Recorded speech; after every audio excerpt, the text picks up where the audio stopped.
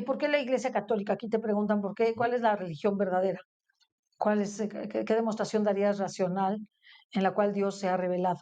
¿Por qué la religión católica es la verdadera y no es la judía que se quedó como se quedó, la musulmana, ¿no? O las otras, las que quieras, las orientales. ¿Por qué dirías que la religión católica es la verdadera? Sí, a ver, primero si vamos al contraste con religiones como el judaísmo o el islam, la clave es Jesucristo, la identidad de Jesucristo. Si Jesucristo es Dios encarnado, entonces el cristianismo es la religión verdadera y punto. En las otras religiones podrá haber elementos de verdad, claro está, pero en la medida en que no afirmen la identidad de Cristo como Dios encarnado, entonces no constituyen, plenamente hablando, religión verdadera. ¿Por qué? En el caso del judaísmo, pues se puede ver a Jesús como un falso Mesías, como alguien que falsamente se proclamó como Mesías, o como un ser Profeta, humano, un claro, profeta. que tuvo ciertas enseñanzas espirituales buenas y que luego sus seguidores lo malentendieron y lo convirtieron como en una suerte de Mesías. Así se podría ver bajo el judaísmo a Jesús. En el caso del Islam lo ven explícitamente como un profeta, pero como un profeta más que anunciaría a Alá y que sería pues como un previo respecto de la revelación más plena que vendría en Mahoma, y no sería Dios encarnado. Para los musulmanes, afirmar que Cristo es Dios encarnado pues es una blasfemia. En consecuencia, si Cristo es realmente Dios encarnado, el cristianismo es verdad. Si Cristo no es Dios encarnado, lo que tendríamos sería un culto idolátrico. Digo, Entonces, la cuestión de la identidad de Cristo es fundamental. Y por dar rápidamente un argumento de por qué debemos creer, por qué es razonable creer que el cristianismo es verdad y que Cristo es Dios encarnado, tenemos, por ejemplo, el argumento conocido como el trilema Lewis, el cual presento en mi libro ¿Cuál es la religión verdadera?, publicado en 2018. Este argumento parte de lo siguiente. Jesucristo es un personaje histórico que hizo reclamos de divinidad. claro, Jesucristo se presentó a sí mismo como Dios, como divino. Hay que entender que en el contexto judío, el nombre de Dios es yo soy. Cuando Moisés le pregunta a Dios en el Antiguo Testamento, dime tu nombre para que yo le diga a los israelitas, Dios le responde, yo soy el que soy. Eso dirás a los israelitas, ese es mi nombre. Y Jesús, por ejemplo, en Juan 8:24 dice, si ustedes no creyereis que yo soy, en vuestros pecados moriréis. Y cuando Jesús hacía ese tipo de declaraciones, los judíos se indignaban, buscaban apedrearlo. De hecho, en Juan 5:29 se dice que Cristo se llamaba como hijo de Dios y se hacía igual a igual a Dios, Dios. y por eso se igual a Dios, por eso lo querían matar. Exacto. Entonces tenemos como punto de partida que Cristo hizo reclamos de divinidad. Ahora bien, eso solo nos deja dos posibilidades, que sea cierto o que sea falso. Si es cierto, entonces el cristianismo es verdad y punto. Si es falso, hay dos posibilidades, que Cristo estaba consciente de que esa afirmación era falsa o que no estaba consciente de ello. Ahora bien, piensa en lo siguiente, si yo en este momento les afirmo que soy Dios encarnado, y yo de verdad me lo creo, ¿qué pensarían ustedes de mí? Pensarían que estoy loco, Sí. ¿no? O es loco o sí es Dios. O sea, no hay dos, no hay medios, ¿no? Claro. O está loco o sí es Dios. La otra opción sería que Cristo haya afirmado esta idea de reclamos de divinidad, pero él mismo sabía que era mentira. Es como, por ejemplo, que yo haga la afirmación de que yo soy Dios encarnado, pero a la vez yo sé que eso es falso. Es Entonces, falso. sería un grandísimo mentiroso que estaría embaucando a la gente en un asunto extremadamente crucial. En consecuencia, solo existen tres opciones factibles para la identidad de Cristo. O es un loco, o es un mentiroso, o realmente es quien dijo ser, Dios. Ahora bien, ¿es razonable pensar que Jesús haya sido un loco, un desequilibrado? No, esto es altamente irrazonable. Jesús utilizaba su inteligencia de un modo muy consonante con el contexto en el que estaba. Por ejemplo, cuando le quieren acorralar con el tema de los impuestos, piden una moneda. ¿No? Y le preguntan si es que hay que pagar impuestos al César. Esa es una cuestión dificilísima. Si Jesús decía que sí hay que pagar impuestos al César, Claro. los judíos No se iban le a iban creer. a tirar encima, claro, porque estaba avalando al gobierno romano Al- opresor.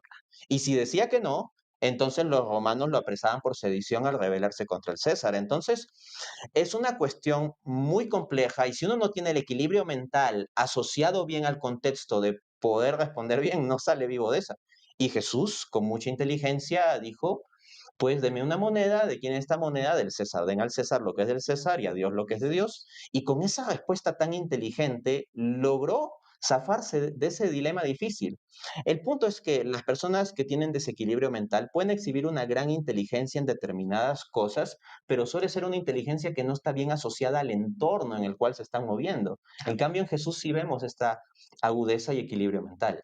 No es razonable pensar que sea un loco. Además, ¿cómo un loco va a generar, pues, una de las visiones teológicas que ha impresionado a los más grandes pensadores, filósofos, historiadores, poetas, literatos? Políticos, Exacto, o sea, a lo largo de la historia, ¿no? Sería una locura pensar que un loco pueda dar razón de algo así. En consecuencia, sería una locura pensar en esa opción. La segunda opción es que sea un mentiroso. Pero si fuese un mentiroso, lo que tendríamos es que no solo sería un gran mentiroso, sino un gran tonto. Porque, por ejemplo, si yo digo que uno más uno es 3 y yo sé que eso es falso, y me llevan a que me van a torturar y matar de la forma más horrible por sostener que uno más uno es 3, y yo dejo que me pase todo eso por sostener algo que es mentira, tendría que ser un gran tonto. Pues bien, Jesús, por sus reclamos de divinidad, eventualmente llegó a la cruz. Los cargos de blasfemia que le hacían era por ese tipo de afirmaciones que realizaba. Y no es razonable pensar que Jesús fuese un tonto, porque como acabamos de establecer, era un hombre muy inteligente. En consecuencia, como ni puede ser un loco, ni puede ser un mentiroso, solo queda una opción razonable, que sea quien dijo ser Dios claro. encarnado. Además, eso asociado a que él pudo soportar la crucifixión, que no parece factible, punto número uno, aun cuando la sufrió como hombre, parece imposible desde el punto de vista humano, solamente humano, que la pueda soportar. Simplemente, tenía que tener un sostén humano divino. O sea, Efectivamente. no es pensable que pueda haber él logrado sostenerse porque no hay fuerza humana que pueda sostenerte cuando ya no tienes ni siquiera sangre. O sea, no hay fuerza humana. Sí, y eso se conecta con una suerte de contradicción que traen los Sí, escépticos entre los evangelios, que dicen, en uno de los evangelios se dice que los dos ladrones insultaban a Cristo, que ambos les insultaban, y en el otro evangelio se dice que uno le reconoció como rey y como justo y acuérdate todo de eso, mí. ¿no? Entonces, esto es una contradicción porque según uno los dos le contrariaban y según otro solo uno de ellos le contrariaba, ¿no? El mal ladrón. ¿Cómo resolver esto? No, no, es que no hay una contradicción, se están presentando los hechos de una forma dinámica, por decirlo así, bajo tiempos. Lo que han reflexionado diversos teólogos a lo largo de la historia, maestros espirituales, es que parece ser que inicialmente los dos ladrones tenían una mala perspectiva sobre Cristo y pues lo trataban mal, pero eventualmente viendo cómo él llevaba de un modo que ya no es naturalmente explicable, que es sobrehumano, la paciencia, la majestuosidad. Perdónalos después de todo lo que habían hecho. Exacto, o sea, eso es sobrehumano y en consecuencia uno de ellos, aunque inicialmente tenía reticencia respecto a Cristo, al ver ese carácter sobrehumano de Cristo, terminó reconociendo pues que había algo más allá de lo humano. Igual con Longinos que lo atraviesa y dice, verdaderamente este era el Hijo de Dios. O sea, reconoce cuando se da cuenta que no es factible todo lo que está pasando. O sea, que no es posible todo, ver tanta bondad frente a tanta ignominia, ¿verdad? O sea, que es tremendo. Quisiera, por ejemplo, preguntarte, eh, ¿por qué Adán y Eva sí existieron? Bien, en cuanto a Adán y Eva, por ejemplo, si partimos de los argumentos que ya se han dado en torno a Cristo, si Cristo es Dios encarnado y si podemos establecer que los evangelios son buenos registros históricos de las palabras y hechos de Jesús, lo cual se puede hacer y en mi libro ¿Cuál es la religión verdadera? Hago un análisis al respecto. Hago un análisis con las pruebas estándar que ponen los historiadores para juzgar documentos históricos, la prueba bibliográfica, la prueba de evidencia interna y la prueba de evidencia externa, y muestro que el Nuevo Testamento pasa estas tres pruebas y por tanto serían documentos históricamente fiables. ¿Qué implica esto? Que Cristo mismo habló de Adán y Eva como personajes históricos, como personajes reales, como individuos reales y distintos. En consecuencia, si Cristo habló de Adán y Eva como personajes reales, individuales, históricos, y Él es Dios encarnado que no puede mentir, se sigue que esto debe ser verdad, necesariamente. Ahora bien, uno dirá, sí, pero tú estás partiendo de considerar que lo que dice Jesús es verdad. Pero Recuérdese que hace unos minutos he dado un argumento de por qué Jesús sería Dios encarnado. Así que que Dios hable la verdad es algo que se sigue Si necesariamente. no, no sería Dios. Exacto, entonces tendrían que tumbar el argumento anterior, y si no tumban el argumento anterior, entonces no me pueden poner la objeción de que yo estoy apelando a que Jesús es Dios. No, no es que no lo estoy suponiendo gratuitamente, tengo un argumento previo que lo avala. Tal vez alguien podría decir, bueno, pero está suponiendo que Dios existe. Bueno, también existen argumentos para mostrar la existencia de Dios. Pero volviendo al caso de Adán y Eva, algunos dicen, sí, pero la ciencia ya ha refutado eso. Eso no es para nada evidente. En el caso de la ciencia, por ejemplo, hasta hoy en día existe discusión sobre la hipótesis de la Eva mitocondrial. Esto es que el conjunto de seres humanos estaríamos genéticamente emparentados a una mujer original. Esto es una hipótesis científica que se sigue discutiendo, no es que haya sido absolutamente descartada de forma evidente, por ejemplo. Sí, es que, o sea, todos procedemos de ellos. Finalmente todos procedemos de ellos, de una u otra forma, Ujú. que somos familia de ellos. Aunque ya ahorita no hay manera o sea, de a lo mejor de ubicar tu registro como descendiente de Adán y Eva. No sé si me expliqué. Quizá sí, pues sí se podría hacer si tuviéramos toda la secuencia, pero efectivamente nosotros tenemos un vínculo genético. Tan tienes un vínculo genético que tienes una naturaleza caída. ¿Por qué tienes una naturaleza caída? ¿Por qué tienes, porque el pecado original, no, el pecado original afectó física y espiritualmente, ¿no? Sí. Entonces, no solamente te afectó espiritualmente, te afectó físicamente. Por eso tienes la concupiscencia y por Mm. eso tienes la incapacidad para distinguir con claridad el bien del mal, ¿no? O practicarlo incluso cuando lo Sí, distingamos, ¿no? cuando lo distingamos, o sea, Ujú. quiero el bien y hago el mal, Mm. como dice San Pablo. Pero ¿por qué vas a tener una herida en tu genética si tú no procedes de esa misma estirpe?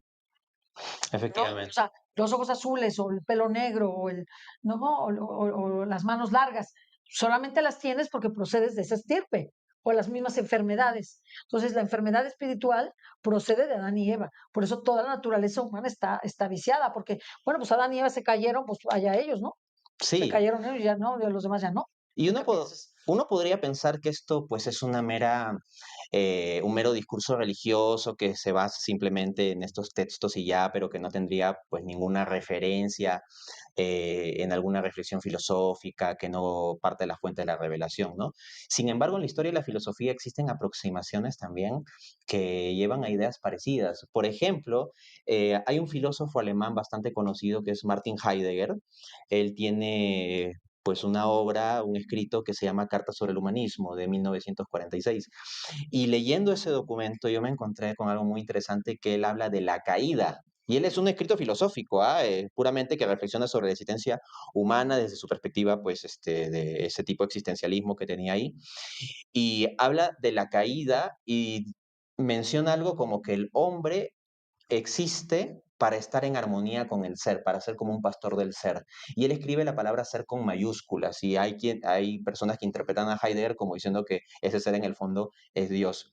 Pero que luego el hombre de algún modo originario pierde esa conexión de esa armonía con el ser con Claro, mayúsculas y hay una caída. Y de hecho él utiliza ese término, al menos en la traducción que yo he leído de la Carta sobre el Humanismo, se habla de la caída. Y no está hablando nada de Adán y Eva en ese momento, ni nada de revelación cristiana, pero la reflexión filosófica que hace tiene conexiones con la idea que tenemos de la enfermedad espiritual en la humanidad, ¿no? Para cerrar, lo que decía el gran pensador católico inglés Gilbert K. Chesterton en su obra Ortodoxia, él decía que hay personas que creen en la bondad divina, a la cual nunca han visto ni en sus sueños, pero al mismo tiempo niegan el pecado original, el cual pueden ver simplemente sacando la cabeza por la ventana. O sea que hay una enfermedad espiritual en la humanidad, es algo más o menos evidente, claro. ¿no? Es evidente.